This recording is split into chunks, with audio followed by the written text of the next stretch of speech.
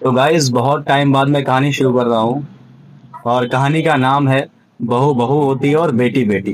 सासू माँ अपनी बहुओं के लिए और बेटी के लिए साड़ी लेकर आई थी। टोटल सासू माँ 3 साड़ी लेकर आई थी और उन 3 साड़ी में से उन्होंने 2 अपनी बहुओं को दे दी और एक बेटी को दे दी। बहुओं को साड़ी बहुत ज्यादा पसंद आई, लेकिन साथ ही में उन्हें एक समस्या और भी थी।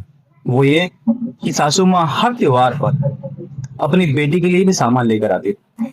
उन्हें इस बात से समस्या थी, उन्हें इस बात से प्रॉब्लम थी कि सासू माँ क्यों अपनी बेटी के लिए भी साड़ी लेकर आई हैं।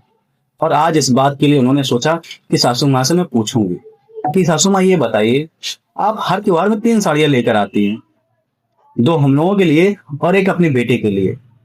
पर ये बताइए, अब तो उसकी शादी हो गई ना, और शादी के बाद शुरुआती दिनों में ये सब अच्छा लगता है, लेकिन अब काफी टाइम हो चुका है, तो अब तो आपकी जिम्मेदारी भी नहीं है साड़ी वाड़ी देने की। तो सासू माँ ने कहा कि ठीक है, कोई बात नहीं, लेकिन मैं अपने 3 बच्चों को बराबर प्यार करती हूँ और मुझसे जब तक बन सकेगा तब तक मैं करती रहूंगी, और ऐसा करने से मुझे कोई नहीं रोक सकता, तुम भी नहीं। दोनों बहुओं को बहुत ज्यादा गुस्सा आ गया। एकदम से उनके अंदर ज्वालामुखी फट गया और उन्होंने कहा, अच्छा सासू माँ, कमाए हमारे पति और आप सब कुछ अपनी बिटिया पर लुटा दें, ऐसा नहीं चलेगा। बस फिर क्या था, सासू माँ को गुस्सा आ गया, वो चिल्लाने वाली ही थी। उतनी देर में ससुर ने उनको चुप करा दिया।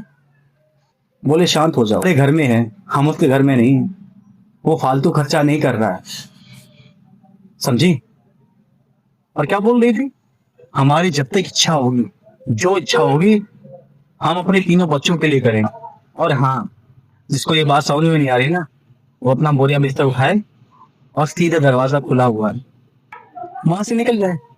लेकिन इस घर में रहना है तो इस घर की मालकिन के हिसाब से चलना पड़ेगा, यानी तुम्हारी सासू माँ के हिसाब से चलना पड़ेगा। फिर क्या था, दोनों बहुएं समझ गईं कि चुप रहने में उनकी भलाई है,